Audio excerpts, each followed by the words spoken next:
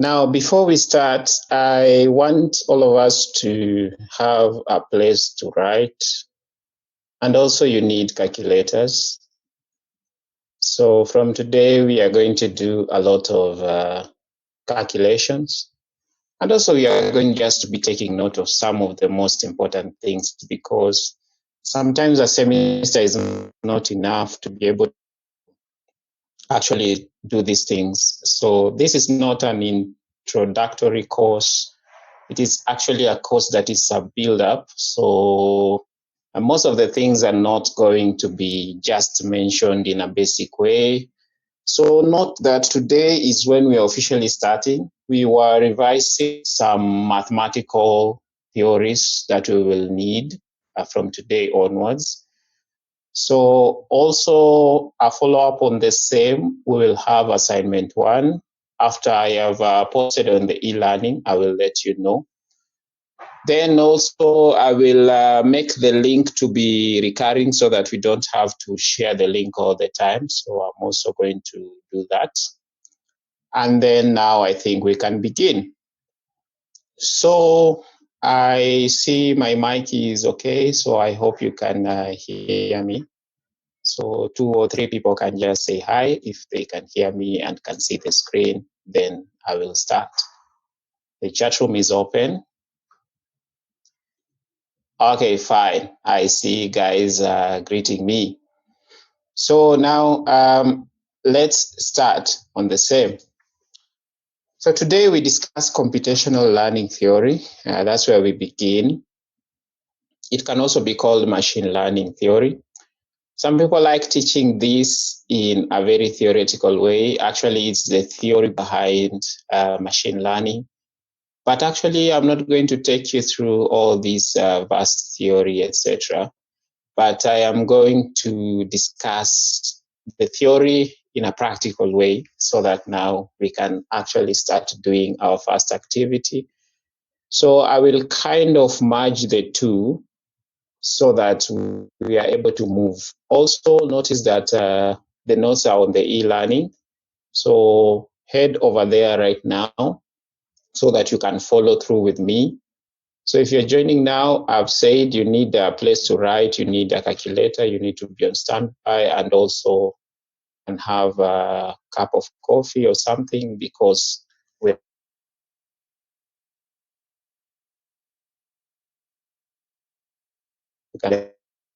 so that now from today onwards, you're good to go. Everything will build from today onwards. Okay, fine. So computational learning theory basically just touches on a number of key things that we will use as we progress with machine learning. So these are all the things plus more.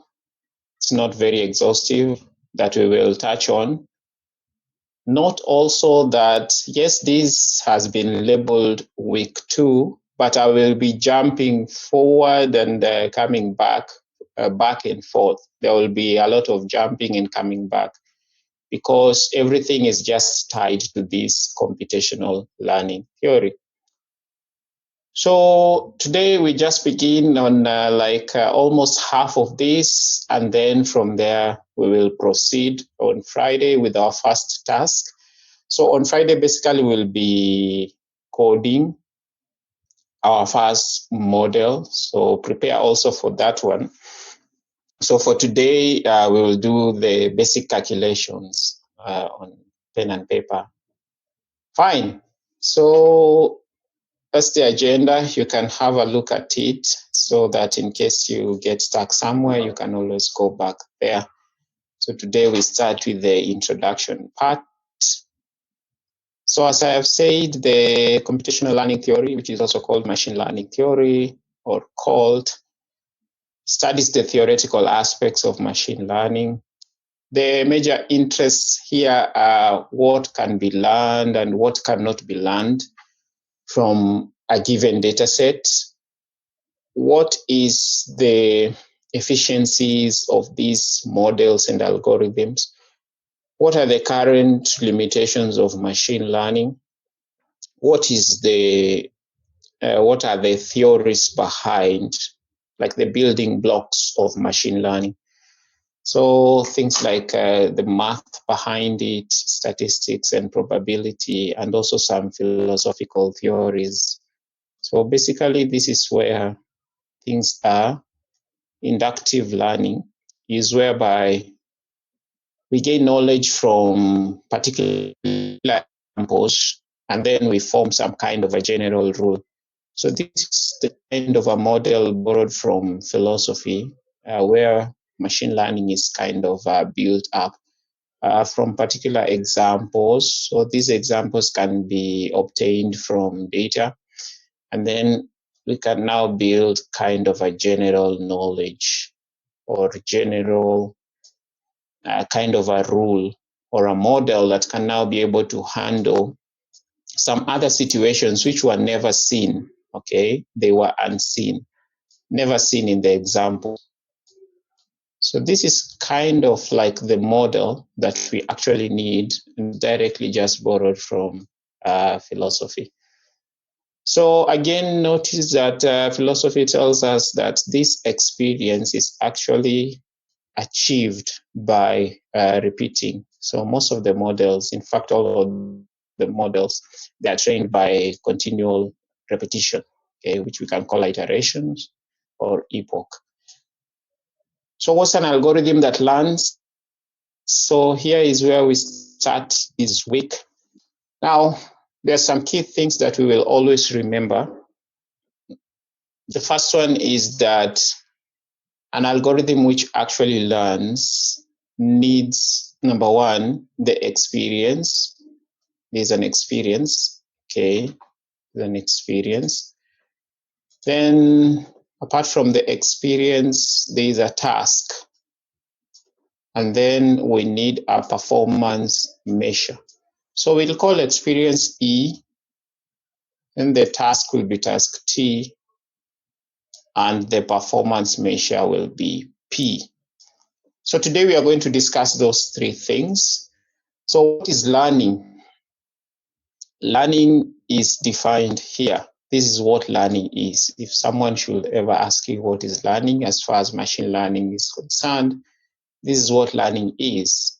So an algorithm or a robot or a software can be said to be learning if its performance at T as measured by P improves with experience E.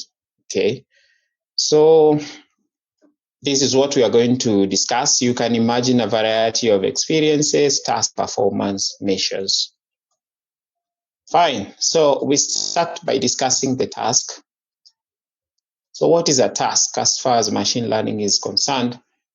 Now, a task here is generally what we are able to perform or what we are able to do by the given model. That is the summary of actually what a task is. And if you actually read through here, you are able to see machine learning tasks are usually described in terms of how the machine learning system should process the example. So I'll be coming back to this example as it's understood in this case, but we can actually still just mention it here. Remember, from the induction theory of learning, there has to be some examples. So generally, these examples are like going to be our data set plus its features.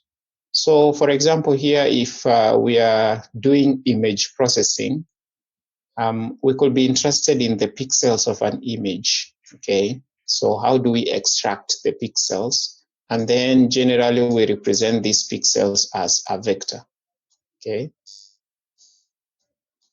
So that's why we were revising vectors.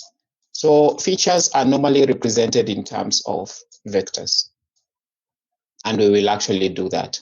So there's usually a vector X, that spans R of n. Remember we said here R of n depends with the dimension. So if I write R2, I'm saying that is a two-dimensional vector. Okay, it's a two-dimensional vector. Fine, and R here stands for the set of all real numbers. Remember when we were revising on Friday, he talked about integers, real numbers, irregular numbers, etc. So the set of all real numbers are actually all numbers on the number line. Good. So what are the common tasks? I have listed out some examples here. They are not exhaustive, but majorly this is what modern day machine learning is. It is described with the tasks. So these are the common tasks. You can have general tasks or specific tasks. So for example, classification is a task on its own. It's a general task. A lot of things fall under classification. Regression is a task. Clustering is a task. Machine translation is a task, okay? Anomaly detection is a task. Can be able to detect fraud or network intrusions. Density estimation is a very old task, trying to learn probability distributions of data sets. Transcription is a modern day task, like this thing called optical character recognition, being able maybe to convert handwriting to digital letters, etc., and voice to text. So these are some of the tasks. So this is just basically a task, whatever a computer is able to do as far as it has a smart system. So we will be dealing with the tasks. So remember, we have a task, we have performance measure P, okay, and then you have some experience E. So from the task, we move to the performance measure, which we are going to take some time. So what's a performance measure? It's a quantitative measure of a model's performance, okay? Why are we measuring performance? We actually want to know if this model is improving. Remember, there was keyword improve. So during training, you want to know how good your model is. Now, the issue here is actually that you have to compare it to something so that you can be able to say some models are closer to the standards more than others, so those models are better. So if you remember from the introduction to AI, we talked a lot about all these things as far as accuracy and error loss are concerned. So these were actually the performance measures that we were talking about. So the performance measure is usually specific to some task. So if I'm doing classification, there are performance measures that I can use and those which I cannot use.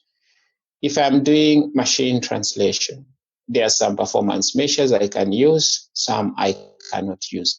So the performance measure is tied to the task. That's where we begin. So here actually we have examples. If the task is classification, which are the performance measures that I can use? If the task is regression, which are the performance measures that I can use? And the list goes on and on and on.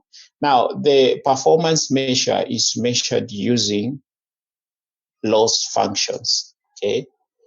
The loss function is also called the cost function, or sometimes it can be called the risk.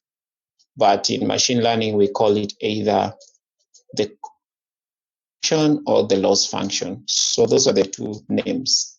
Okay, so someone can ask you, yes, this is your model, but which loss function are you using? What's your cost function? So that leads us to start discussion on loss functions. What actually is a loss function? And which one do we actually use? So just trying to reason it out. Earlier when we began this AI story, we had like two major, okay, these are like the two major segments of machine learning, classification and regression.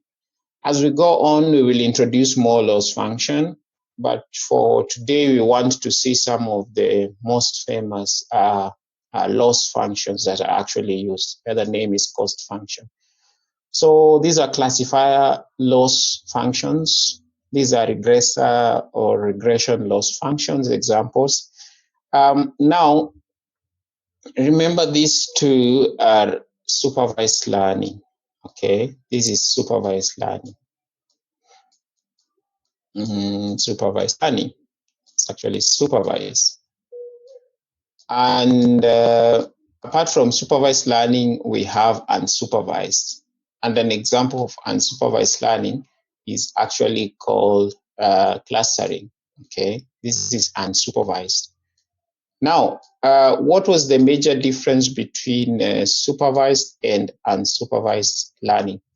So someone to quickly call in and then tell us the difference between supervised and unsupervised learning.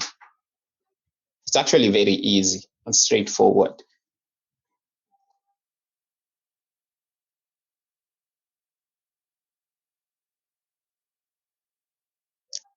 So who?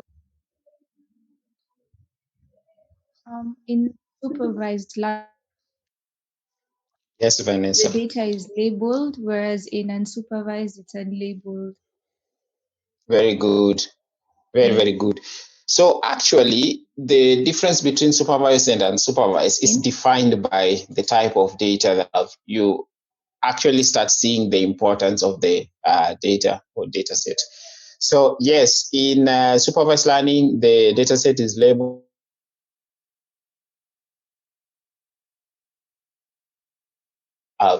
and now how do I measure the error? What was the main thing that we actually say? So in supervised learning, I have the data,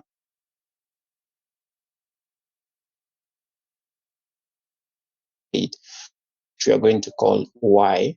Okay, is an extent of Y. In unsupervised learning, I only have the X.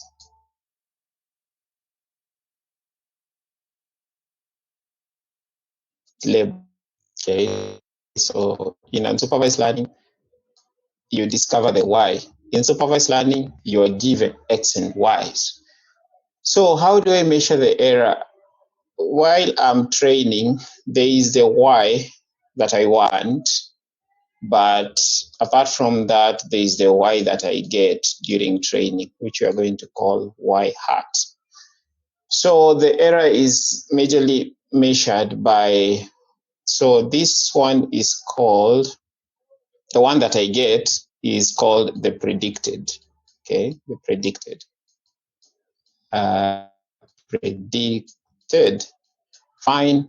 Then this target, actually what I want. Okay. Another name for the target is actually a gold standard. If you may remember, things which a human expert can actually things which a human expert can actually conclude, they're called a standard. Okay, but the official name we use today is the target.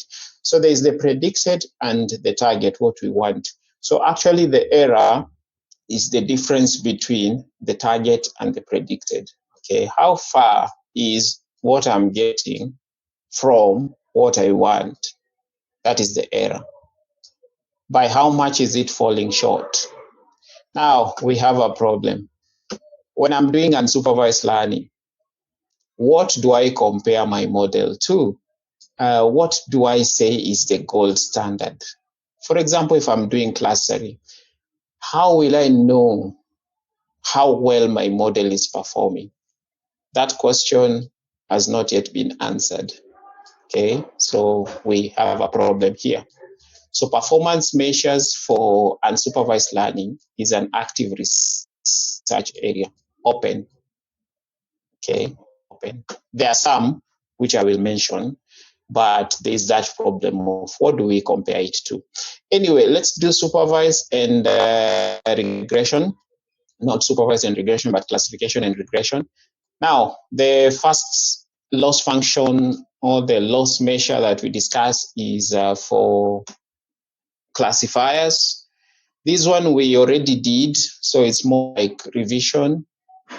It can be well captured using something called a confusion matrix. A confusion matrix looks like this. We used a confusion matrix while doing classification. You can see the gold standards here, and then there is the predicted values here. Okay, what the system gave us versus what we want. Then there are some things we can measure from the confusion matrix. The first one is precision. Okay, the next one is recall, and also we can measure accuracy. So now, when you think about measuring how well your agent or how well your model is performing, you might think of accuracy as the first thing.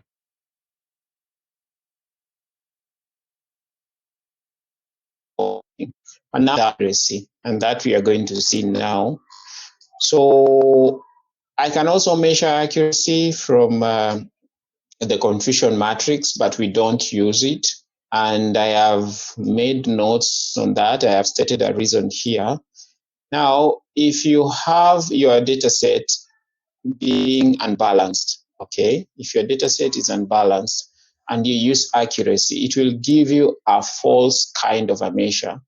So, for example, if I'm training self-driving car to recognize objects which are static, like we're going to do in a moment, then I have a lot of examples which are actually static, and then a few examples which are moving. Actually, the accuracy will be biased toward, and then it will tell me this model is 90% accurate, and that will be false because actually the model might not be performing well. So anytime you have data sets being unbalanced, okay, the percentage of what you're looking for in the training data set and what you're not looking for, they're not 50-50, okay, they're not balanced, then accuracy will not give you the exact. So how do you solve this? We just don't use accuracy mostly because real world tests more balance usually, and most of the time, because life is not perfect. So either way, a balanced data set is actually having what we call the Gaussian distribution. This is the other name for the normal distribution. And if you remember the normal distribution, we drew it, it was perfectly skewed. Okay, perfectly skewed. So this is what we call a balanced data set that can be described using the normal distribution. Now we drop the name normal, we start using Gaussian distribution. So if the data cannot be described using a Gaussian distribution, just forget accuracy, and you need now to use more metrics. So what do we actually use? Quickly, we use precision and recall. Okay, you can read here to revise what is precision and what is recall. The idea here is just to focus on things which we call the true positives. Okay, true positive is actually what we are looking for. Well demonstrated using examples. I love examples when describing some of these things, most of these things. So true positive is actually what I'm looking for. So I have metrics that focus on true positives. That is now the idea of precision and recall.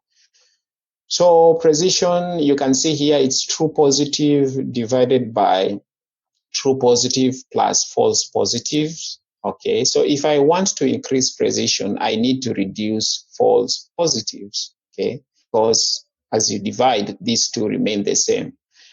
If I want to reduce recall, no, to increase recall, I need to reduce false negatives. Okay, so the idea here is that for we actually need a higher precision and a higher recall, and to get higher values of precision and recalls, we need to minimize false positives and false negatives. Okay, and that is like the story. So how do we combine precision and recall? So precision and recall are combined using what we call the F measure. So the F measure combines precision and recall, and the formula here.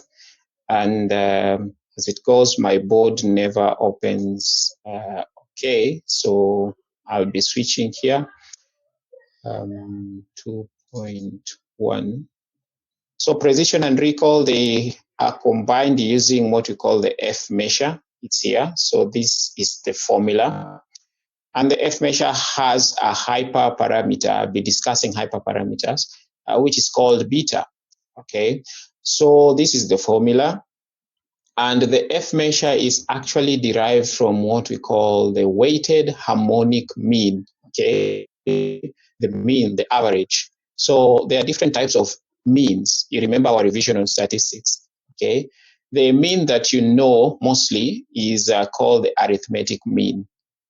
So if I'm given two numbers, A and B, then I'm asked to find the mean is just A plus B divided by 2, because I have two numbers. If there are three, I'll do A plus B plus C divided by 3. Okay, but there is another mean that is called a harmonic mean. Okay, the harmonic mean is calculated in a different way. This is a formula for the harmonic mean. So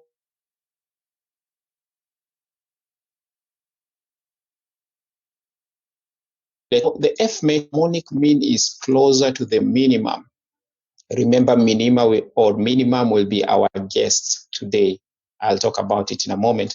So the harmonic mean is closer to the minimum of the two values than the arithmetic mean. So quickly, let's do an example here. Let me give you two numbers, 2 and 3. Okay, find its mean and its harmonic mean. Then you tell me which one is the lowest. 2 and 3. So back to my board here. Find the harmonic mean, the arithmetic and the harmonic mean of 2 and 3 as your two numbers. So what is the mean? Very easy. What an opportunity to shine in these tough times. Yes, Isaac. Okay. For my mean, I have found 2.5. Yes, For the 2.5, good. And then for the harmonic mean, I have found minus Yes. 5. Minus 5. As 5. Minus 5? 5. As 5. Yeah. So for the harmonic mean, it was, how did you do it? It should be a half, right? Yes. Plus 1 over 3. Yes. Then you get the inverse. Yes. So you have a 5. Yes. Okay, fine. Thank you very much, son. I'm seeing some things in the chat room. Some people have gotten harmonic of 1.2. I think it should be lower.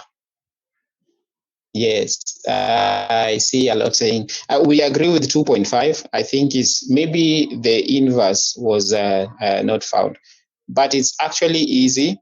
If you check, you'll be able to see. So so a half is 0.5. 1 over 3 is a very funny number. So let me see. 1 over 3 is that very long number. You add 0.5. Okay. Then you actually get an inverse. Yes, it should be 1.2. It should be lower always. Okay. So the arithmetic mean is 2.5. And if you check any number, you will see. And then the harmonic mean is actually 1.2. Okay, so 1.2 is less than 2.5. So that's just the idea. Anytime you get the harmonic mean, is usually closer to the minimum than the mean. Yes, everyone is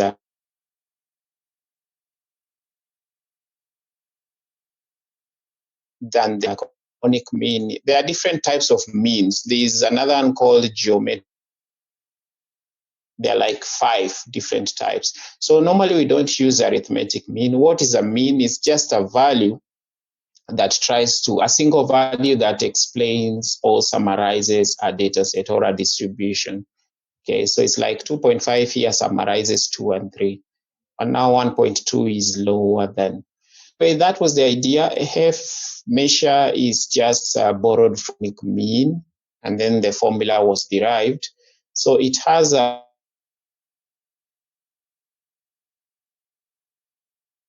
so anyway from the one, which is the most used loss measure for classification. Now, what is beta? It just balances the recall and the precision. If beta is greater than 1, favors recall. If it's less than, it favors precision. Okay, so this is the formula of F1. Or if someone just asks you to find the F measure, or if you, like we were going to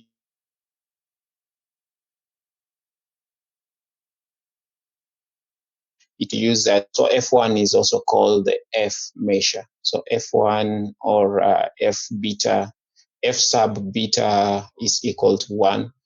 They all mean the same thing. So this is the formula by making beta to be 1. So fine. So let's say we had a data set, this one, which was there in our exam last time. So let me open this one. And then we want to check. Okay, so we did this last time. I want you to I want you to calculate F measure for these 2 cars, if you remember this last time. So I want you to calculate the F measure. This one you can just read, it's easy. But actually we have here. So the human expert, someone who knows a lot about maybe cars and is a driver. The idea is that this problem has been simplified to a 2-class problem. Okay, just trying to know if some objects that the car sees are static or they're actually moving. Okay, so we know how to calculate accuracy. So you have to construct 2 matrices here, confusion matrices, and then from each calculate precision and recall for both, and then actually get the F measure for both the cars. Fine, so I'll give you like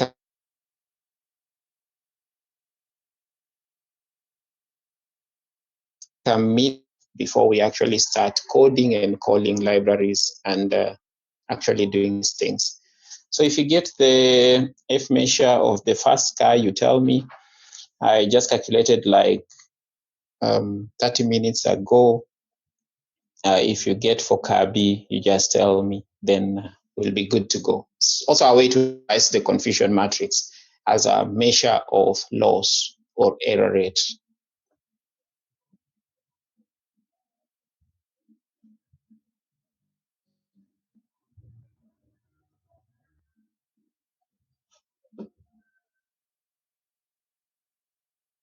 But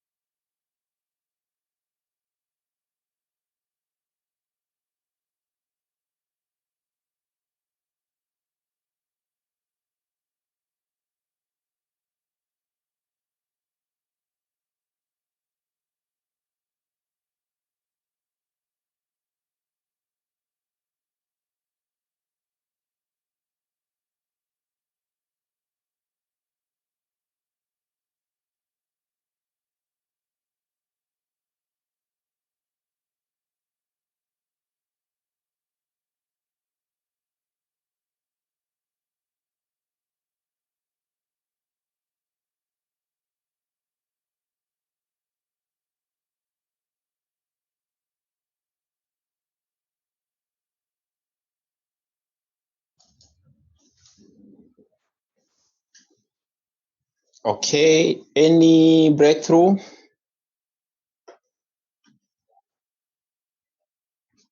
The first car or the second car?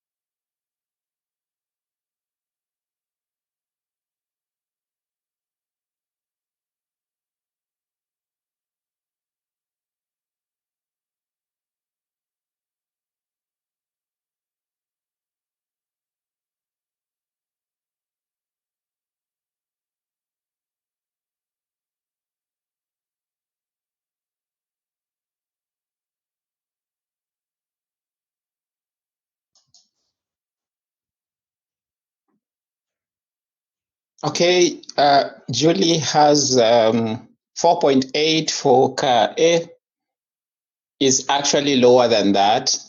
That's the hint I can give. It's 0 point something. Jaden asks, is beta the harmonic mean? No, it's not. Okay. F measure is derived from the harmonic mean, so you just forget the harmonic mean, then you use the formula. Beta is a hyperparameter that we have to set depending on whether we want to focus more on precision or on recall. You can refer to the slide. Which formula we use? Computing F measure. Okay, F measure here. Where is that? Let me see. This one. This is the F measure formula. You can read this slide to be able to see.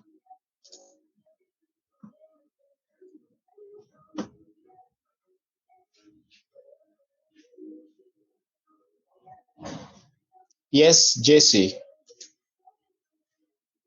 Sir, I have a concern. Yes. In the slide, it has said the harmonic mean is closer to the minimum value than the arithmetic mean. Yes. But if you look at the example you did of 2 and 3, the arithmetic mean was 2.5, the harmonic Yes. was 1.2.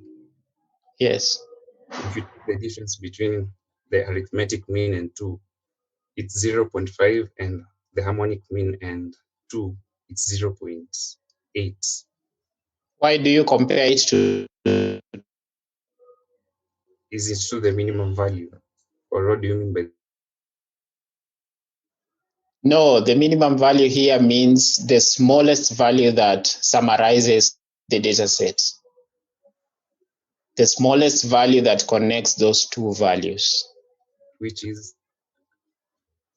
1.2. The smallest value here does not mean to a member of the data set, no. It means the smallest average that we can compute. Are you getting the So the point? harmonic mean is closer to itself. If you take 1.2 as the minimum. What is the smallest average that we can compute of 2 and 3? The smallest average. So what is the average that we normally know? You add two numbers, then you divide by n, right? Yeah. So the question is that the smallest average that we can get? The harmonic mean says no. Okay. So there is actually another average. There is another average that is smaller than that. Yeah, my question is, Yes. If the harmonic mean is the smallest average, Yes. then what else are you comparing it to? No, you're not comparing it to anything. You're just getting a smaller number. The idea here is that between 2.5 and 1.2, which one is smaller? It's 1.2, right? Yeah. So if the geometric mean, if I get all other means that I know, they will never be lesser than harmonic mean. Okay. Okay, so of all the means that we have ever known, harmonic is the lowest. You're getting that? Yes. Yeah, and that's just statistics. So harmonic mean away, now we are measuring F measure. So F measure was just inspired by harmonic mean. So now the question is, what is F measure? I see answers are now flying. Okay, fine. Yes, Anthony is the first one to get the answer. For car A, it's 0. I told you 4 decimal places, so it should be 0.88. B is actually 0.75. There's nothing after the 5, so it's 0.75. So that's it. That's how we get F measure. So if you have a question, you can call in, like 20 seconds to call in. Okay.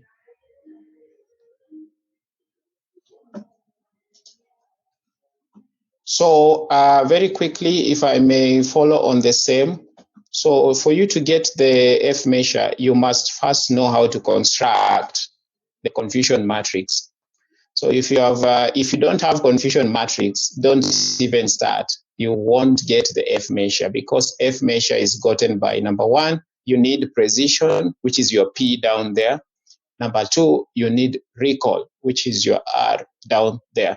So first you need to form the confusion matrix.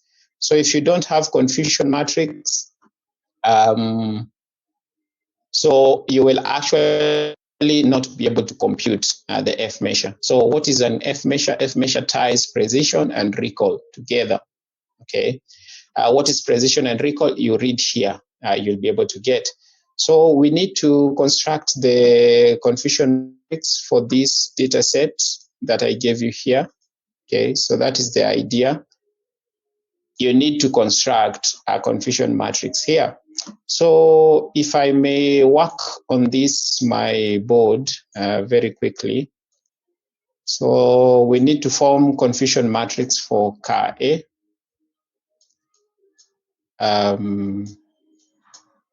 The values for confusion matrix. What is the value of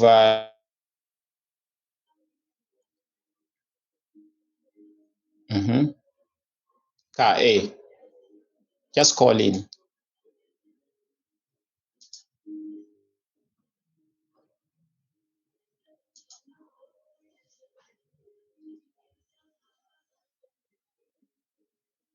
Yes, Gladys or Anthony, you have the answers. For car A, Yes. it's 4. True So positive here is I 4. write. So I write 4 here. What do I write here? 0. 0. Good. What do I 1 write here? 1. and 5. And 5. Thank you very much. So now I want to explain. So thank you. So remember, here we have been told the cars or the car is being trained to recognize static objects. Okay. So what do I want? I want static objects. Okay. So I bring in a driver who knows what static objects are. So he tells me tree is static, road is static, and so on. So these are now my standards. Okay. Then I put my software to action, and then I see how is my software performing. So the true positive, so another pen here. True positive. What is true positive in this sense? True positive is objects which are static, okay, that have been classified as static, okay. So the human expert says it's static and the software actually got that correct. So if you count static for car A, you will find 4 of them, okay. This is true positive. Ideally, we shouldn't be going through this. We went through this time back. Now, static is actually the true positive. So the easiest next one is actually to go all the way down here, true negatives. Okay. Yes, Waweru. As I explained, true negative. Yes. Okay, so on my end, I actually did the opposite, whereby I had Yes. the true moving. Yes. So I considered moving as 1 and static as 0. So I've got 8 answers. Yeah, it will always be a different answer because it depends with what your target is. And that is actually a good point. It will depend. What am I training the model to do? Okay, so I actually have to tell you that the car, that's why I put up this one, assuming that the car is trained to recognize static objects, because that will determine how I measure the accuracy. Very good. So always be on the lookout here. What am I training the model? Okay, so if I'm training it for moving, you will have different error rates. If I'm training it for, okay, it will be different. So you must always answer the question, what am I looking for? So that's why this confusion matrix has to look like this. True positive is static that were found. That's what I'm looking for. True negative is moving. Okay, so moving that was classified as moving. Okay, the other side of the coin, moving as moving, that becomes true negative. Okay, it's truly the opposite. So if you count for car A, you will find 5 of them. Okay, so here I count static. Here I count moving. So what do I count here? Anthony, you had the answer. This column is called false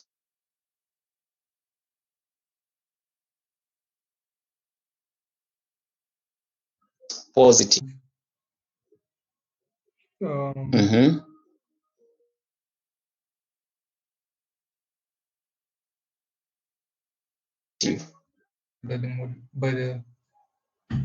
By the cars. False positive. Okay, good. Last time I told you confusion matrix can confuse, so you should always be on the radar or lookout. So yes, thank you. So I will interpret it here. So false positive. Okay, if I say a moving thing, okay, is static. Okay, is static. Moving classified as static. That is now my positive. Okay, and you should let this one sink in as you practice more and more. Okay, so in other words, it is classified as static, what we are looking for, but it is a wrong classification. It's false. It is false that it is true, whatever that means. Okay, so here you count move static. So you look out for that. And then now I leave you to interpret this one, which is the last one. So actually you should form your confusion matrix well. Then from the confusion matrix, you compute precision and recall, like I've given you the formulas there. Then you fix precision and recall into that formula of getting F1, okay? F1, not just F, okay? So F1 has a formula there. So you also check that one out. So any question before I move to the next segment? Okay, fine. So this one, check it out and revise. Confusion matrices, what? So F measure is what is used and not accuracy, because the data set is always skewed. And we have discussed all this. This is the formula for F measure that we are using. Okay, it's called F1. So F1 means the value for beta is actually 1. Okay, and when you substitute 1 to this general beta formula, okay, if you put 1 here, you square 1, blah blah blah, you will actually now end up. That's how this formula is formed here. Okay, so this is the mostly used formula. So if beta is 2, you will have a different formula, beta 3, different formula. And the more you play around with beta, the more you are doing these statements that are here. So check out these statements. Yes, fine. So now we move on very fast. So F measure is the standard when I'm using confusion matrices. If the classification is of size greater than 2, okay, the one we just did is a 2-class problem. Something can either be moving or static. We call that a 2-class problem. But if I have a 3-class problem, like this one, which we had last time, so I want to classify emails, okay, emails, want to classify emails as either being urgent, normal, or non-urgent, which we also call spam emails. So this is a 3-class problem. If you have a 3-class problem, or a 4-class problem, or an 8-class problem, you can still use a confusion matrix. But now you start getting a matrix that is now, so if I have a 3-class problem, I will have a 3 by 3 matrix. Okay, we had a 2-class problem, that's why we had a 2 by 2 matrix. So if I have an n-class problem, I will have an n by n matrix. So if I have such a matrix, I have to use something called micro-averaging. So micro-averaging is demonstrated here. Okay, how you are able to calculate precision and recall when you have a class size that is greater than 2. So actually also go through this one so that you know how to calculate. I could ask you to calculate a 3 by 3, okay, F measure for a 3 by 3 problem. Okay, that's why I told you this is not introductory. Now this one is the real thing. Okay, and today we just started, so it's still warm up. We will get there. We have the muscle. We just have to use it. So actually, you are able to pull this together. So for example, if I'm focusing on urgent, okay, the first class, I will focus on the first 4 squares. Then I will have to pull in. So you see this one is pulled in here, so that now it becomes 11, okay. Then this 3 is pulled in here, so that now this one becomes 8. Then these other guys that are here, they are pulled in here, so that now you have 340. Then you can be able now to micro-averagely do a precision for class 1. Then for normal, and then for spam, the same. And then finally, you can then pull things together. If you go through this example, you'll be good to go. So, and then you can now use the F measure formula to compute the precision, not the precision, but the F value, okay, using precision and recall. So that is left out now for practice. We go to the next loss function. So loss number 1 for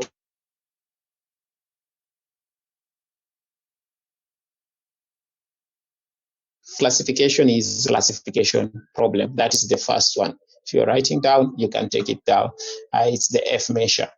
And the next one is called the cross entropy. Okay, cross entropy is loss function number 2 for classification. Cross entropy is what we want to discuss here.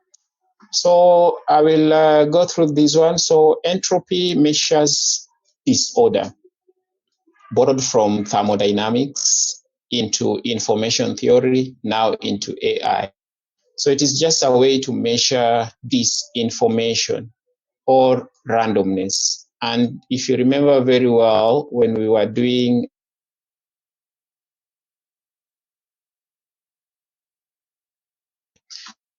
actually helping us a lot, entropy and information gain. So actually we use entropy to measure how a system is performing. Okay, when you're using entropy to measure that, is called cross entropy loss measure. So there's just an idea here. When entropy reduces, probability always increases. Okay, they have like an inverse relationship. So you have like a small curve here to kind of see how the shape of the curve looks like. It's like this. This is the shape of the curve. So the lower the entropy, the lower the uncertainty. You can plug all this in here: uncertainty, disinformation, randomness. Okay. So a lower entropy means a higher probability. So if I have two events, event A and event B, okay. So remember, anytime you have two events, this is a binomial problem from our revision, okay. So event A maybe is that I will pass exams. Actually, you just have like one event. This event is that what is the probability that I will pass machine learning? And then the other one is the opposite. What is the probability that I will fail? So this is a Bernoulli example. Can revise. So if I am very sure that I will pass, then it means the probability is higher. So let's say I am 80% sure, or I am 0.8. Okay, I'm 80% sure I will pass the exam. If 80% sure I will pass the exam, then I am 20% sure. I am 20% sure I will fail. So maximum is usually 100. Let me see. Okay, my screen froze and the app collapsed. So I will restart it again. So when I'm 80% sure that I will pass, I am 20% sure I might fail. Okay, then so it's actually back. So there's something I want to illustrate right there that you must get. The connection between entropy and probability will always show up in machine learning, and you must know. So yes, my example is still there. So I just need to zoom in. Yes, fine. So you have to get this one. Good, 80% sure that I will pass, and then 20% that I will fail, or I might fail. So I won't focus on failure, okay? So failure is like the opposite of passing. So here is what I want you to get. If I am 80% sure that I'm going to pass machine learning exam, then the uncertainty is lower. Uncertainty means you are unsure. So someone who is 80% sure they will pass is more certain than someone who is 50% sure that they will pass.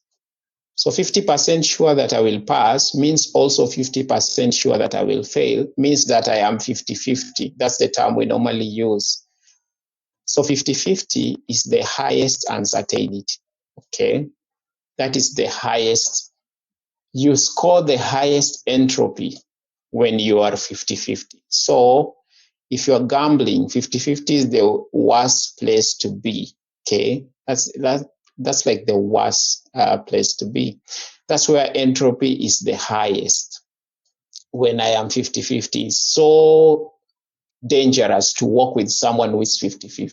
You have to be either sure that we are doing this thing, or rather be totally unsure, or just totally out of the game.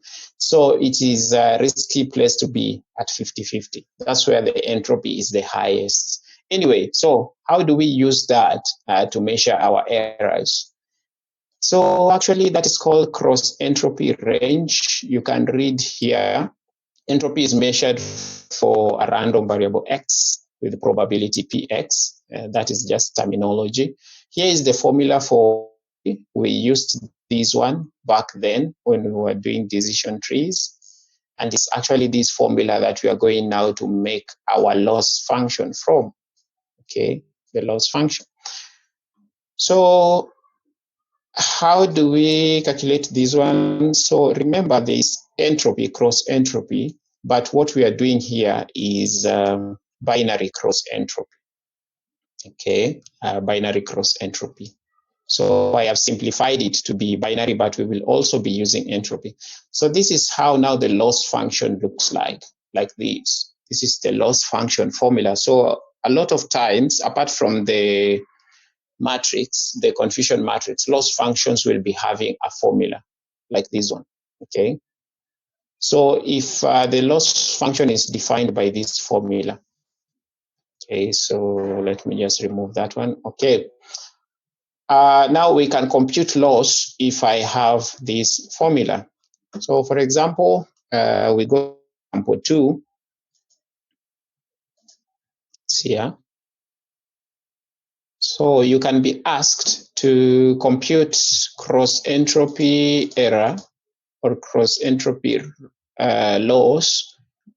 When you're given, I have simplified it to few values. Okay, so the y, which is the target, is this one, and the y hat, which is the predicted, is 0.25. So I want you to plug those ones into this formula, and then you tell me what is the value that we get out of this function when we have these two values. So in short, compute cross entropy loss when you're given these two values. So that could take like a minute, because generally we normally have a set or a list of y values and y hat values. Then we do them value by value. Then we take the average. But I've simplified. So plug these ones in. I have even tagged the y's for you. Then you tell me which answer you get.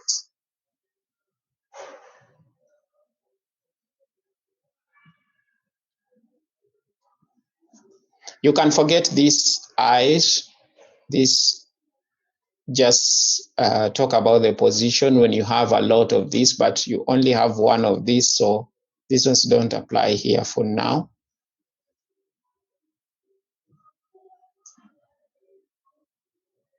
Logs are to base 2.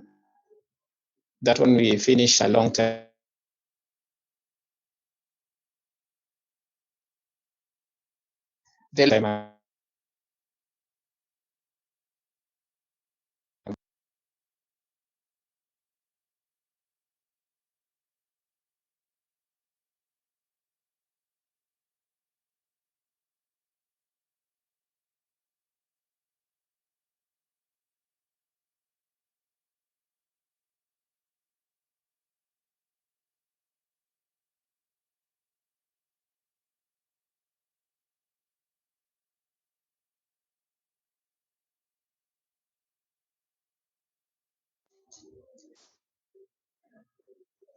Okay, Bainfat has 1.386, but remember the log is to base 2. So revisit the calculation.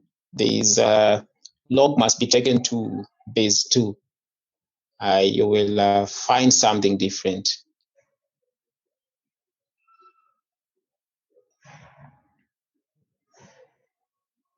Yes, answers are now pouring in.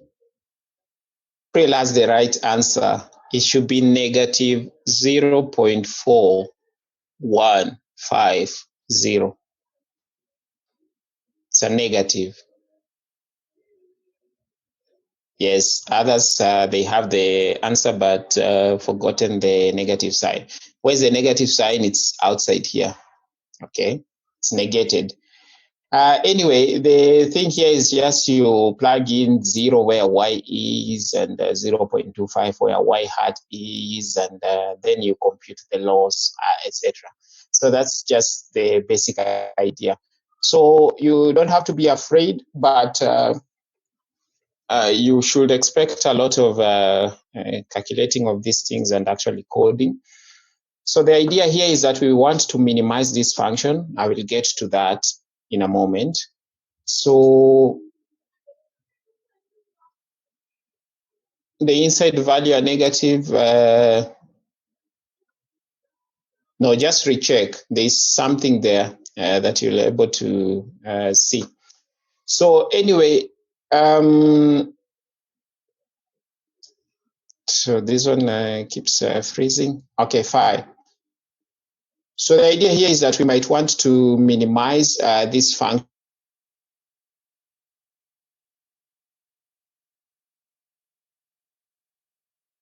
as the reason it's called binary is because the target can either be 0 or 1, etc.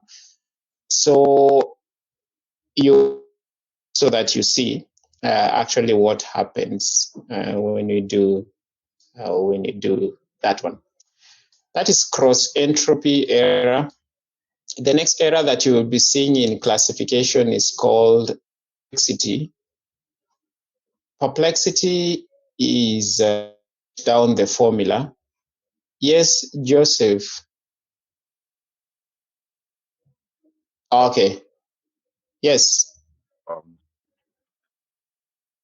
Hello. Yes, we can hear you. If you look into the calculation of this process, connect which the one? Calculation of the cross entropy, the one where we are having negatives inside.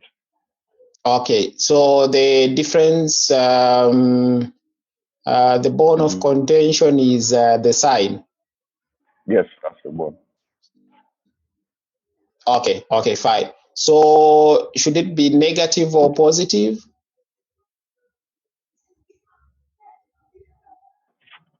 I'm getting a negative inside. Is a negative inside? Yes. From the log itself? Yes, from the log itself. Okay, and then the outside negative cancels that? To make it positive. Okay, so it should be negative 0.415, and then now the two negatives becomes positive. Yes. Okay, fine. Yes, I also seem to agree. Maybe I also missed the negative, the outside one.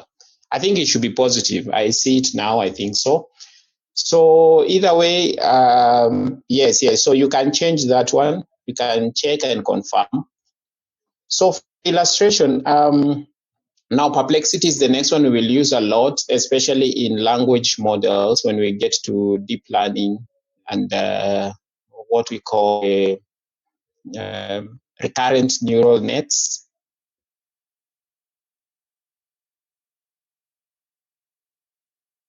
All the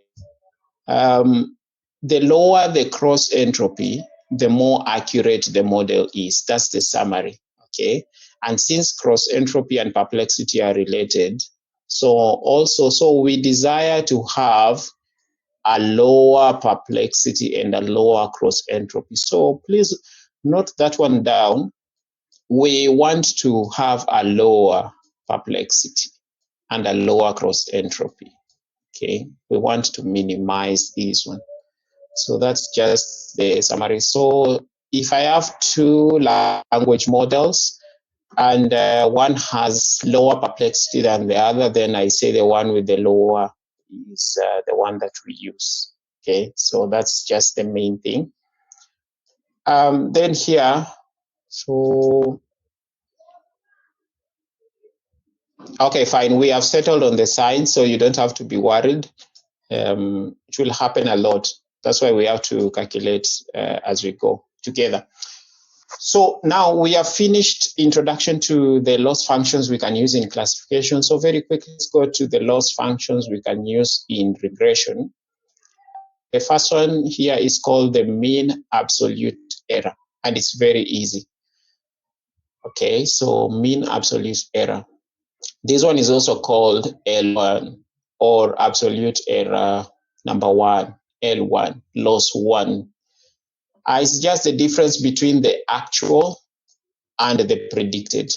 Okay, so I take the actual that I have in the data set and what I have found after running my model, then I take the difference, then I forget the signs, I take it to be absolute.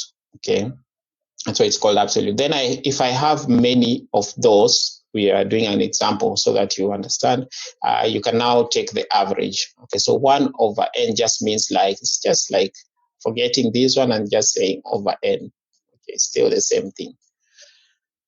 Fine, so we sometimes don't use this error as it is because computing its derivative is going to be difficult.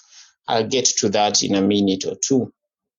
But the advantage of this error is that it performs well when I have a noisy data set or when I have outliers. I will discuss outliers. Fine, so the most famous one is called the mean squared error. But before I go to the mean squared error, there's something to point out that has not opened there. Is actually we'll be looking at the shape of the error curve. You see, this is the shape of the mean absolute error. See, it looks like a V. When was the last time we saw this shape? Is when we were revising functions. Okay, there was the absolute function looking like this. It kind of merges at point 0, the origin, and that's going to be important. So the mean squared error is this one. Actual and the predicted, you subtract, you square, okay? Then you have many of them, you're going to add, then get the average. So when I look at the shape, from your notes you can look at the shape. When you look at the shape of the mean squared error, you see now it is more smooth than the absolute error. It kind of flows like the inverted normal distribution. This is going to be of interest. The shape of the curve is extremely important. Now, we call that shape a convex. Okay. The beauty of a convex curve is that it only has a global minima, a global minimum, which we were revising last time. So a curve that has, so this is my Cartesian plane, 0, the origin, x-axis, y-axis. So if I have a curve looking like this, okay, and I have a line passing through like this. So we call this a convex, okay, because this line, as I pass it through, the way it's cutting these points, the bottom of the curve is on the other side. This is called a convex curve, and this line is called a secant. Secant. This is the secant. Good. Then, if I have another line here, just touching the curve, this one is called a tangent. Those two lines have very special geometrical properties. Okay, this tangent is actually what defines differential calculus. Okay, this secant has very beautiful geometrical operations, which I won't go into today. So this is the curve. When a curve looks like this, it's called convex. That one I cannot overestimate how important it is. I will be back to that. So the beauty of the mean squared error is found in its shape. Then the other beauty is that we can easily find its derivative. Why are we finding derivatives? We'll talk about that in a moment. So the problem is that it does not scale well for outliers. Also, that one we'll talk about it. But for now, let's have an example. Let's say you are given the following. Then you're asked to compute the mean squared error of this data set. So now here we have a number of numbers, or whatever that means. Okay, calculate the mean squared error. This is the y, this is the y hat. Y is always called the target, y hat is called the predicted. This is what the system found, this is what we want. So calculate the mean squared error. Okay, here. It's easy. Follow through the formula. You can make a table if you want to. You have your y hat, you subtract, you square, you add them all, you divide by n. Then you tell me what you will have. I just calculated mine 5 minutes before the class started.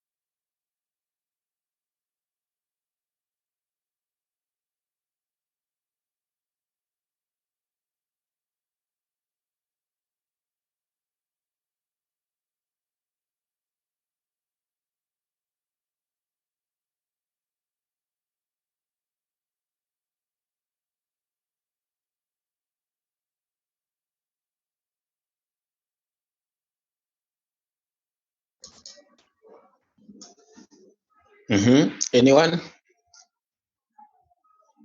Notice also as you calculate these ones, they sink deeper. So you have to calculate so that you know how to.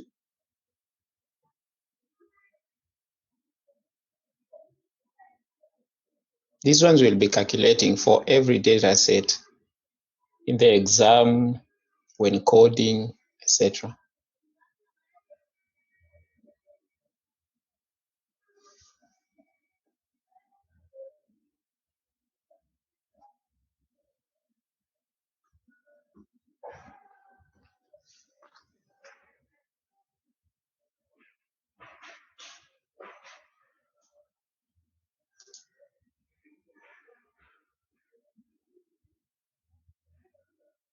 Okay, we have some values on the chat room.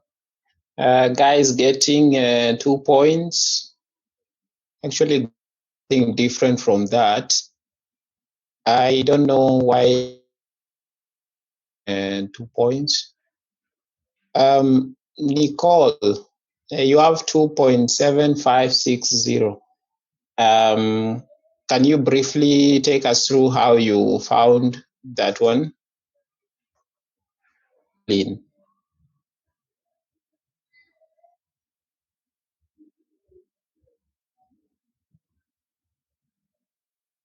Okay, so I drew a tick for y and I had. I did the subtractions So and squared yes, the values. Then I added the so you have just a bit. So you have a column for y's, okay, going downwards like this, and for y hat. You can hear me? Hello? She's gone. Okay. Let me see if there are more chats here.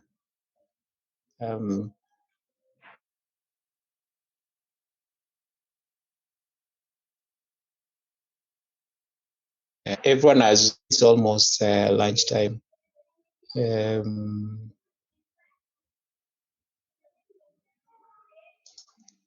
Now, just slow down. We are getting the mean squared error, not the mean absolute error. There's a formula here, okay? And actually, you should be able to, you can have a column for y's struggling, okay, like that. Then you one for y hats, like that.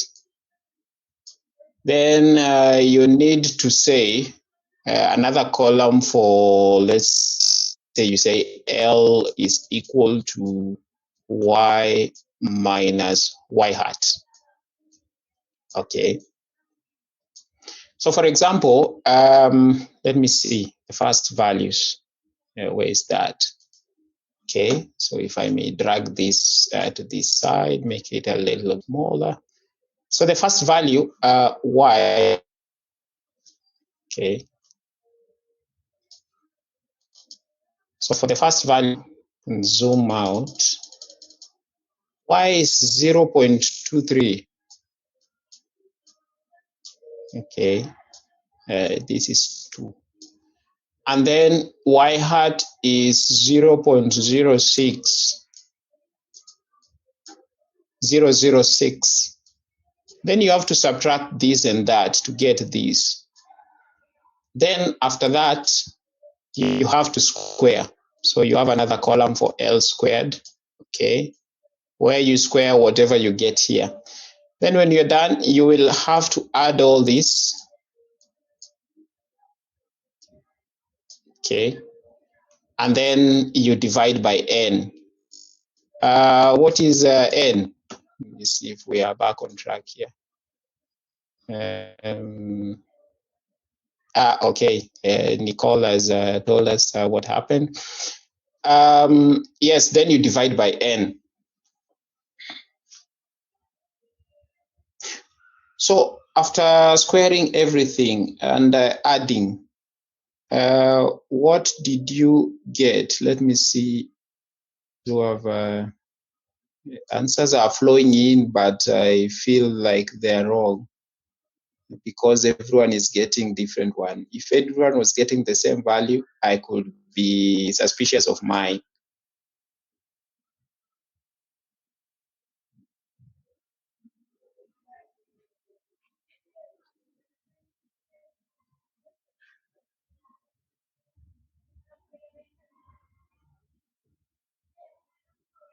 Redo it and recheck.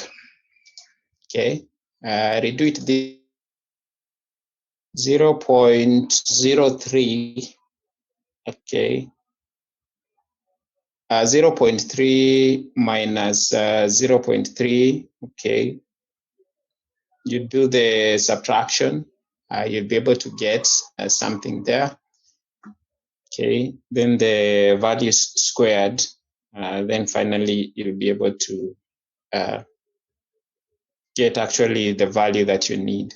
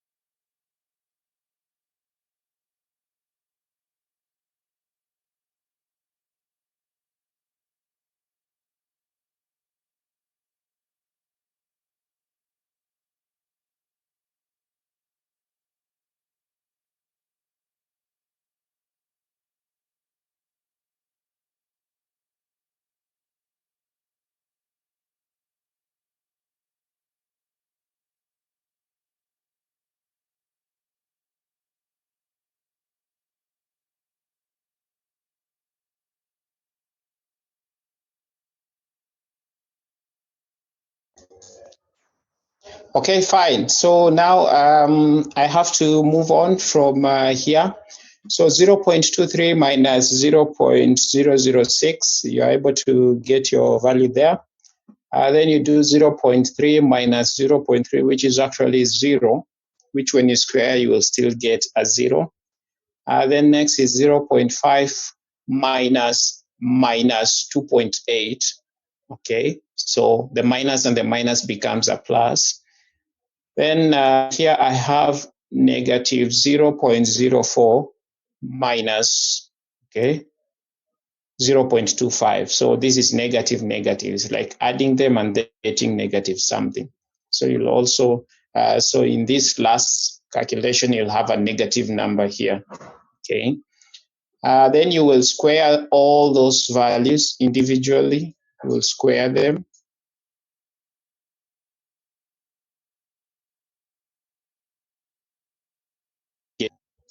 But I've seen a lot of you struggling. So maybe you're in machine learning and maybe doing something else. It doesn't work that way. So from today on, you have to be here, alert and concentrated for 2 hours. So then you are going to add all those values down here. Then you're going to divide by n. So what is n? Is just the size of our data set. It's 1, 2, 3, 4. So we have 4 things. So you divide it by 4, whatever you get. If you do that properly, you will be 4 point something, which I won't tell you. So to see where the errors are. Fine. So that's the mean squared error.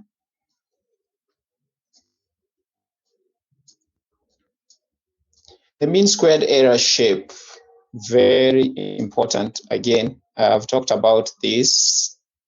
It is here. So you see the shape. It's actually a perfect kind of a curve. Okay, it's a convex curve, which is perfect. Okay, fine.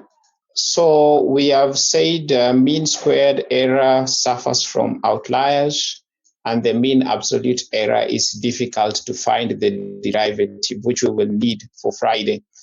We do, the two are combined together.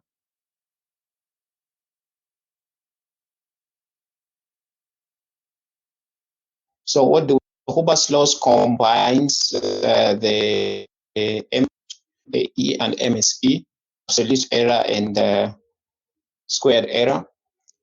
Then it has a hyperparameter that is called delta that you have to set. We'll talk about hyperparameters.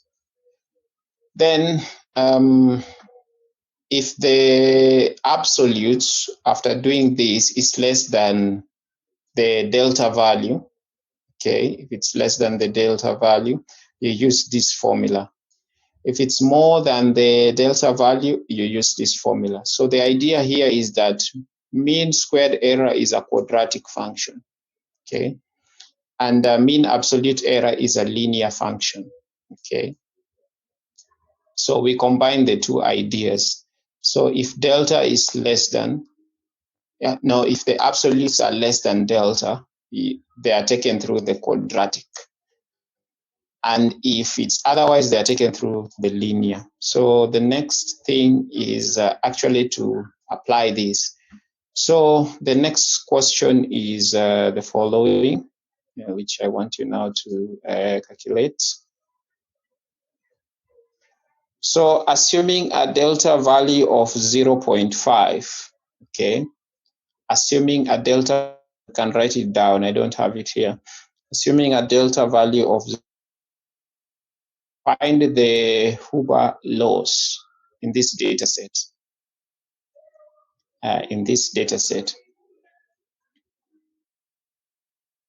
The Huber laws in this data set. So actually, I want to see how you will apply that one. You apply that one now, you are beginning to be true computer scientist, data scientist, which I want you to be. You must be either way. There's no option.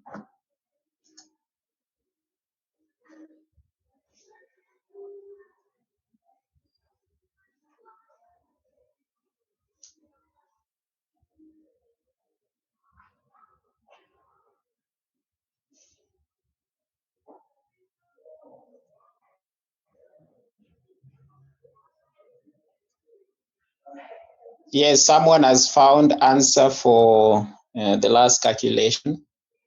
That is good.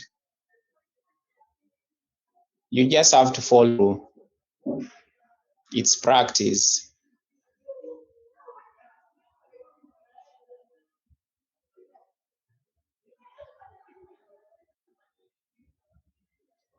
Okay, yes, Salome wants to know where we use the two formulas.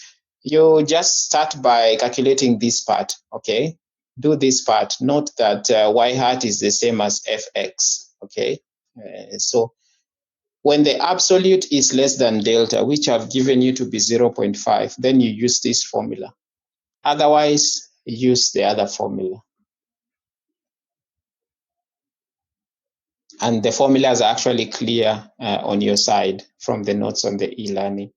So there are two formulas to be applied here, depending with what the absolutes are. So calculations and calculators on the ready.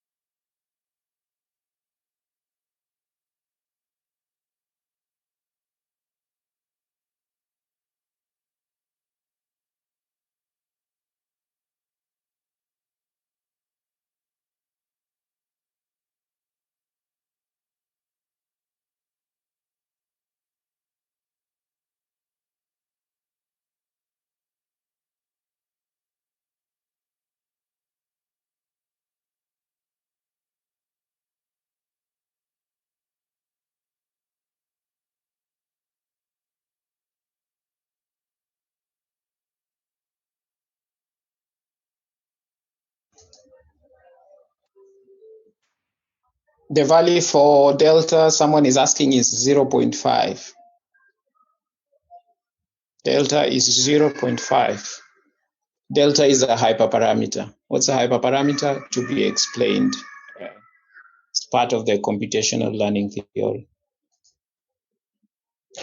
So what do you actually get? Remember, you have to get the average. You have to add everything and get the average when you're done. So the hint here is where you have 2 point something. So if you have not found 2 point something, not yet, you actually have to recheck the computations.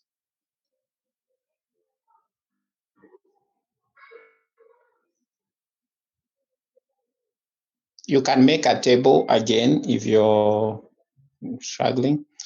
The first column should have y minus y hat or fx. Okay.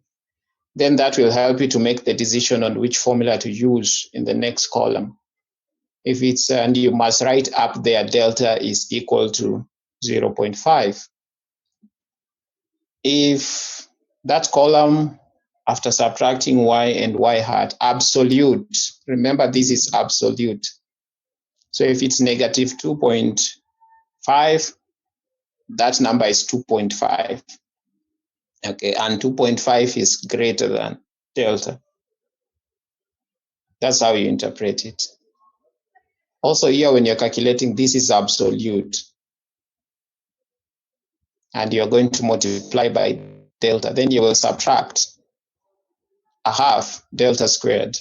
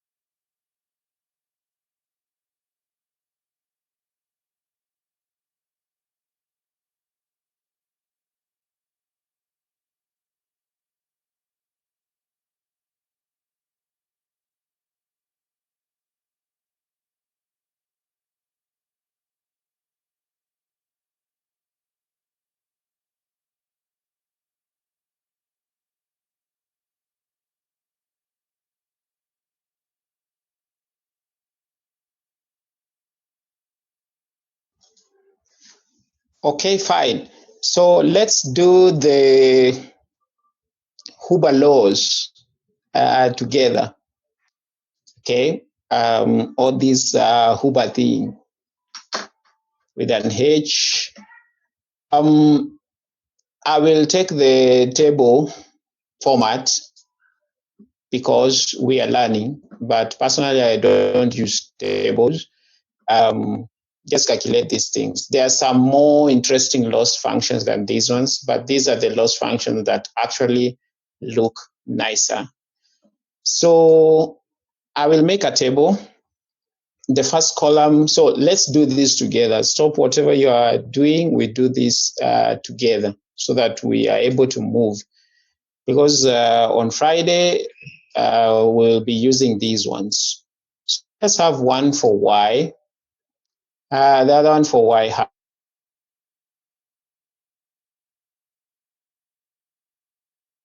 So I'll just draw it as we go on. Then we have said we need the difference between Y and Y hat. The other name for Y hat is Fx. Okay.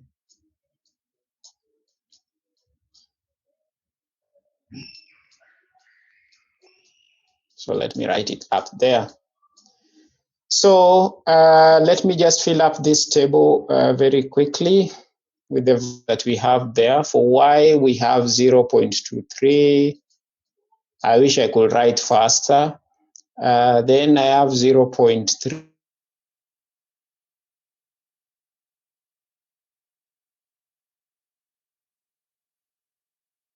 Values. For the Y hat, I have 0.006.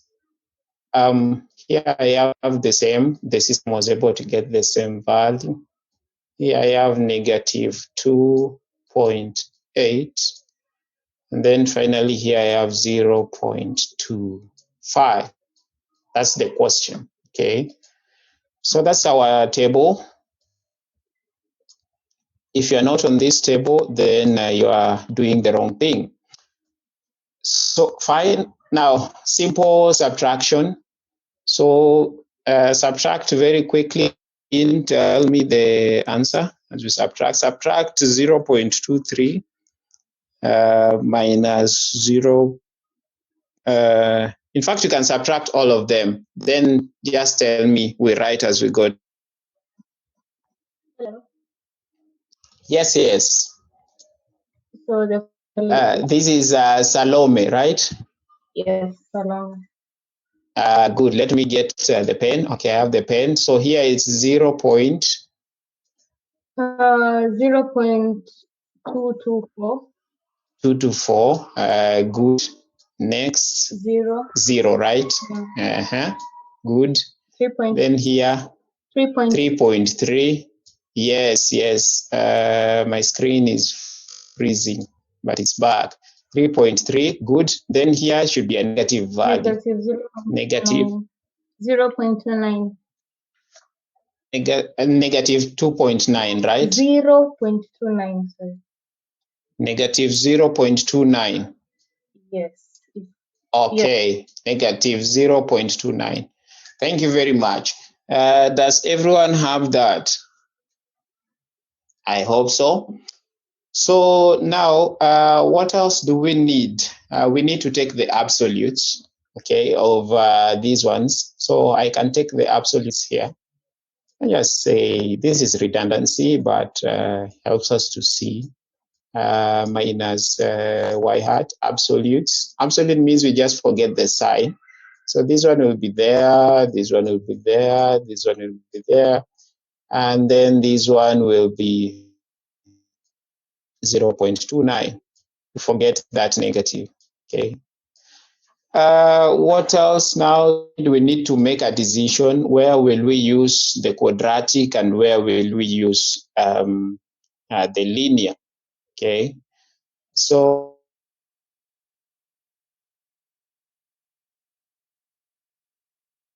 the rows, I mean, row 1, row 2, row 3, and row 4. Yes, so for row 1, which one do we use? Remember, let me also write here. Delta is equal to 0.5. Okay, yes, 0.5. So, yes, row 1, what do we use? I think we use the quadratic. Okay, fine. So maybe I can just write decisions here. Row 1, quadratic. This is redundant, but for understanding. Quad, row 2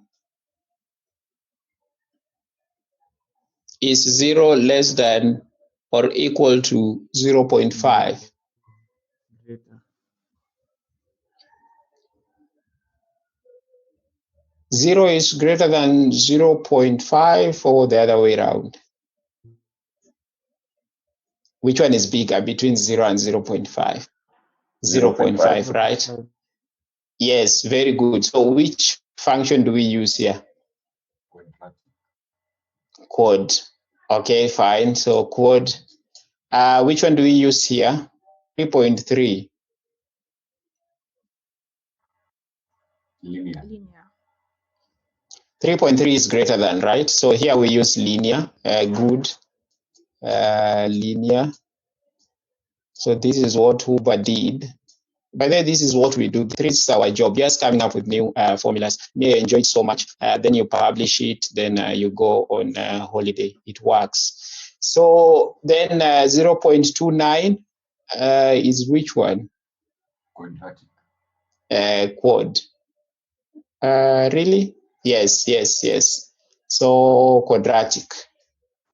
Good. The next thing is just to apply the formulas, and then we will add everything down by, then we divide by 4, the size of the data. So anyway, so let's, so now, how do we use this formula? We just plug in, okay? So here we are using quadratic. So what was y minus y hat? It was actually this value, 0.224. So you just square 0.224, then you divide by 2, or you multiply by a half. Which value do we get there when we do that? So we are now using the quadratic formula. You get a different pen, and this one. 0.224 squared is what? Then we divide by 2. 0.025. 0.025. Okay. I hope everyone agrees with that one. Okay, there is no counter. So the next one is actually the easiest. What is 0 squared divided by 2? 0. It's actually a 0. What an opportunity to shine. Very good. And next, now let's finish with the quadratic here, down here. 0.29 squared divided by 2.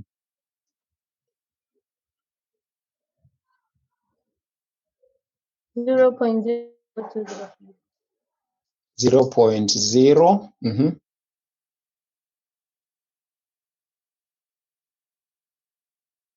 0.0. That. Okay, very good. Now you can see we are moving to the Blackboard and the class sessions. They're actually great. So we actually linear. So linear might be a bit challenging. You just plug this thing in, and then sophisticated mathematicians. These are the things to do when they interview. Just start by writing these formulas, and everyone will be scared. Mention Huber there, mention and you will actually start hearing the ground.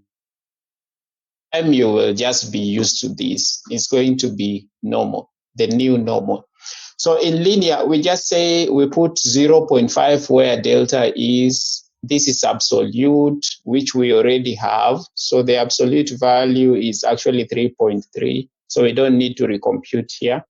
So what do we do here? It's 3.3 times 0.5, which is what? 1.65.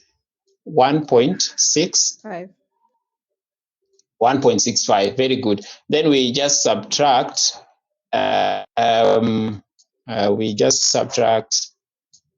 So our delta happened to be 0.5, and we have a constant here, a half. So it's just like saying 0.5 cubed.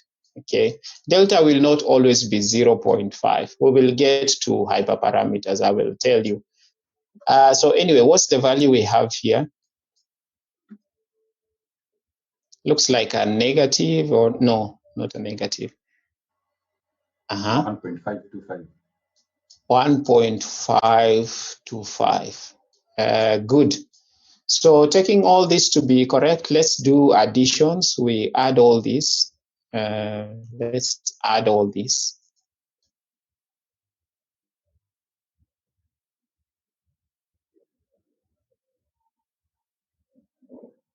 Mm-hmm. 1.592. 1.5.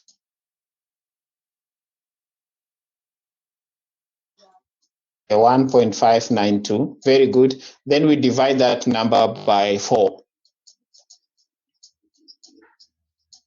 1.592 divided by 4. What do we get? 0.398. 0.398.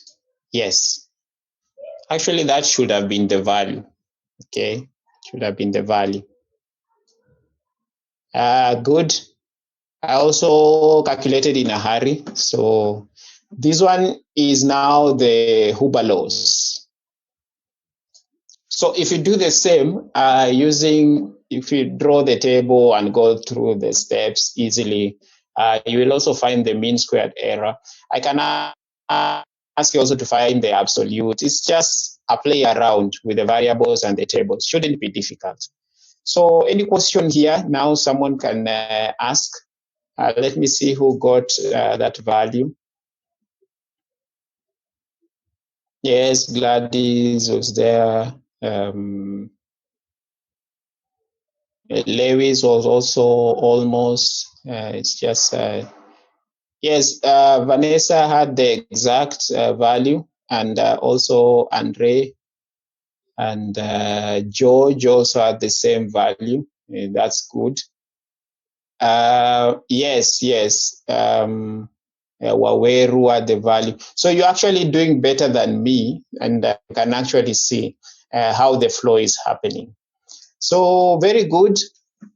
So either way, we could just be giving you values and asking you the errors, and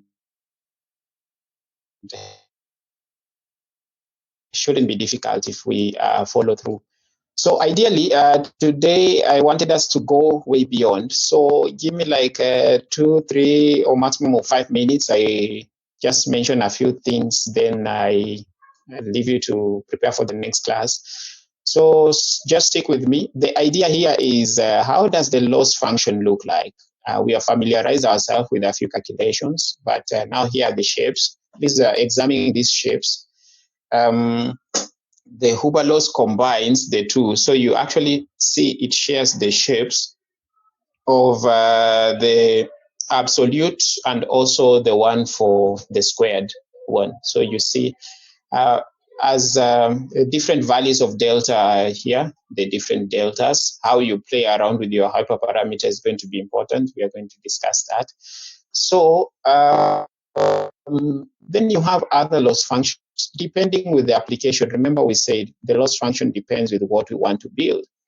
There's another one called log cos hyperbolic loss, which is built from the hyperbolic cosine. Remember I gave you the hyperbolic functions. They are going to be of important use in machine learning. So if you get the log of the hyperbolic cos, you get something like this, okay? which is smoother than L2. What is L2? It is the mean squared error. It's also called L2. What is L1? Mean absolute error. So you see the way it is interchanging at 0 and the way it's rising, it also becomes an important function. Then you have other functions like this.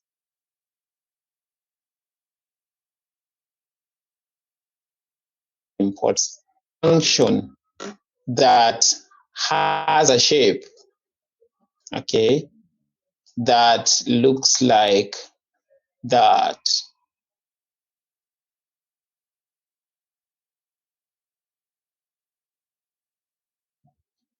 Provided I have the equation of this line. Okay.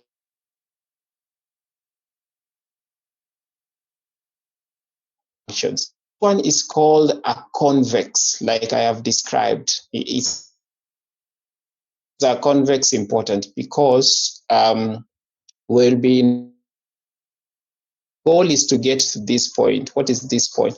This is called minima, or the minimum of the loss function, okay, and how do we get to the minima of the loss function? It's first order derivative.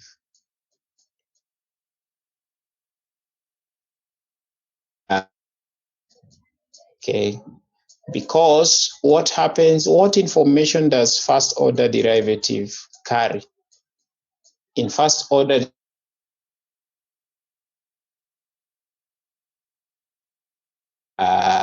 slope, here the slope is falling, here the slope is rising, but here the slope, there's no slope here, slope is equal to 0.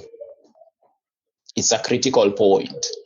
So number one, how do I know that a function can be used as a loss function? One, it should be easy to compute its derivative. Okay, that's one of the things that is used to, you can write them down to find a loss function. It should be easy to compute its derivative. And why do we need the derivative? So that we can be able to know how to get this point. So we will always be seeking to minimize or to find the minima of the loss function, whatever loss function that we have. Now, as we are going to learn on Friday now, because time has gone, I wanted to do this today. The process that can be used to find the minima is going to be called gradient descent. We are going to be forcing this function to go that direction. And if it's rising, we are going to force it to go that direction, so that finally we are able to discover this point. When we discover that point, we are going to say we have converged. Okay, so converging is going to be something great. So gradient descent helps me to get the minima. Okay, so learning is by reducing or minimization of the error function. So whatever error function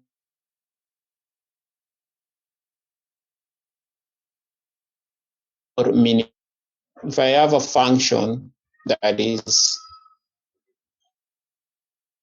curve will look like this. So if I have a function never has a minima, it only has a maxima here. Okay. So now this is called so this is convex, this is called concave. So in mathematics, this is called a concave optimization problem. If I draw a line, the point is up there. Here, if I draw a line, the point is down here. So concave optimization beyond this course. So for now, we'll be focusing on error functions that look like this. So actually, when you look at all these shapes, they're just playing around in that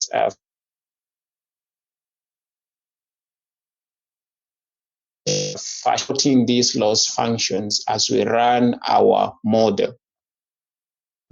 Hopefully from Friday, if not, from next Monday. So quickly, then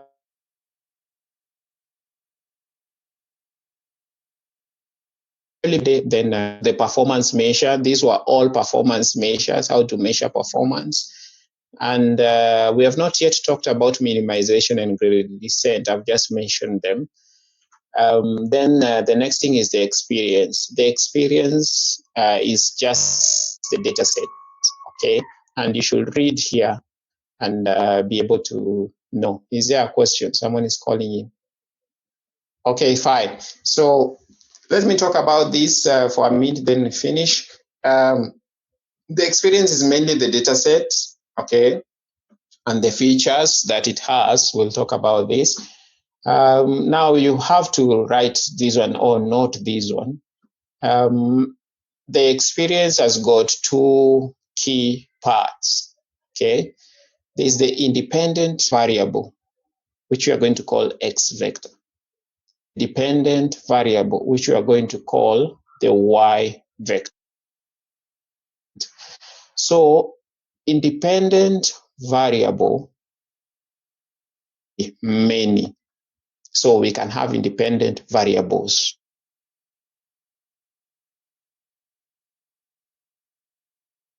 Really important. The one, okay? So the number of independent variables is going to determine the dimension. And later we will discuss something called dimensionality and the cost of dimensionality. Yeah.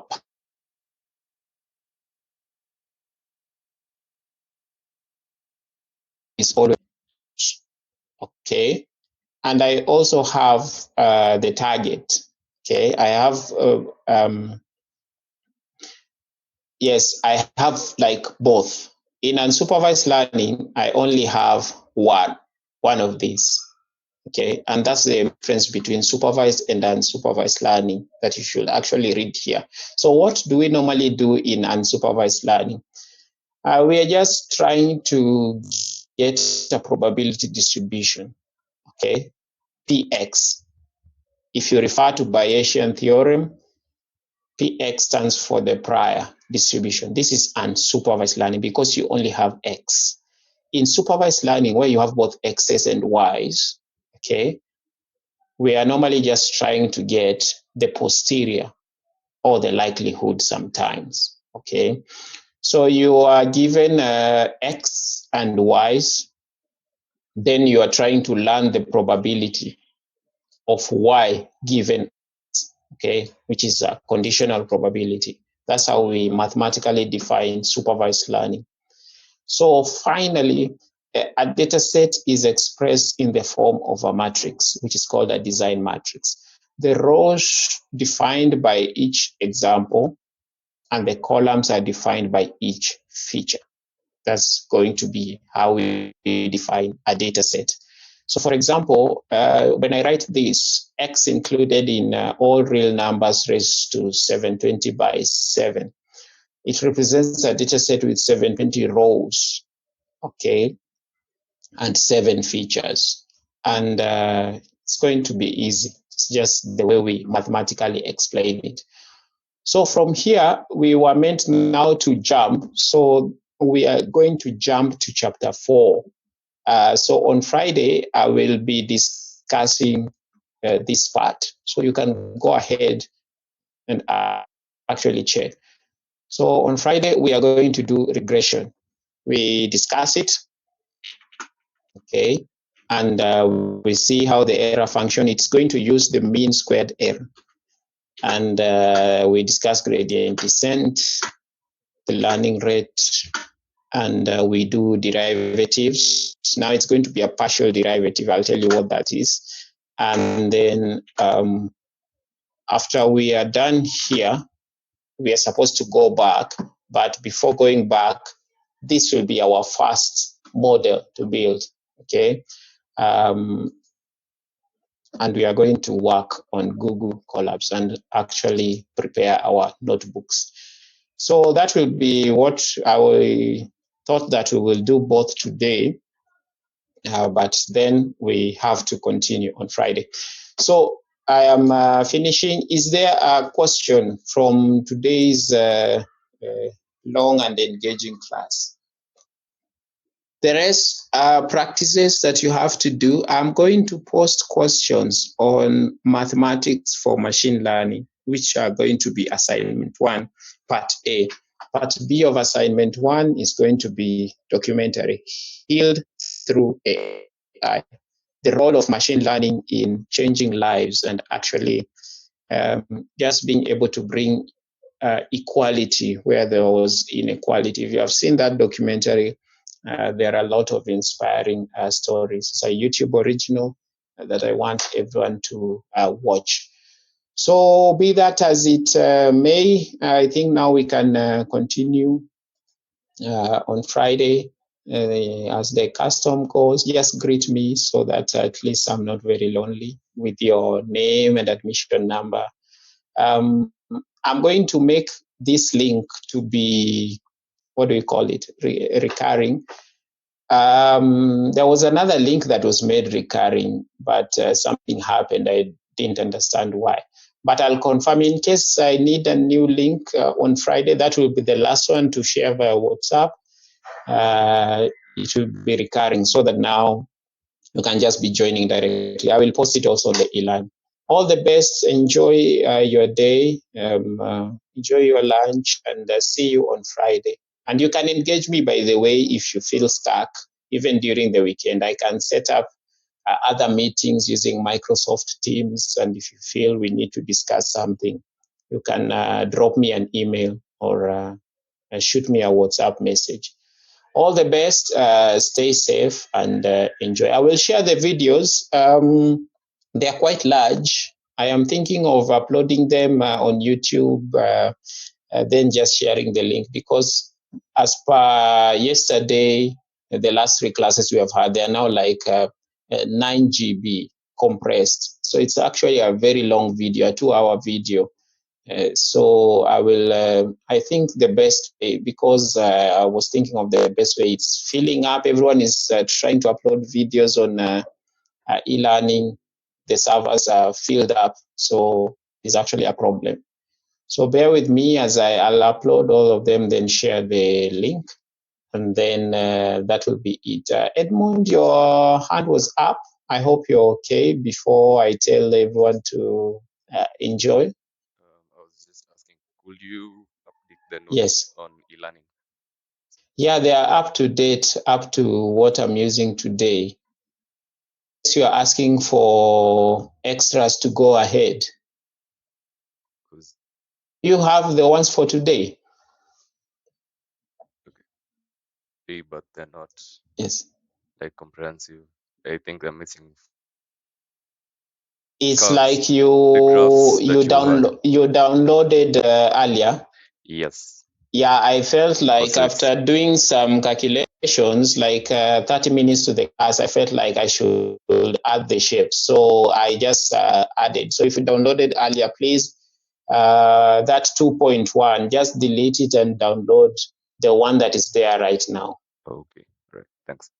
Oh, all right. Very good, everyone. All the best. Remember to submit your now it's not called IBA, it's called WBL, Work-Based Learning. Remember to submit your reports on time. If you have not been assessed, having problems with your supervisors, please, you need to shoot me an email, and then we will handle you so that you submit on time. All the best. Enjoy your day. Stay safe. See you on Friday.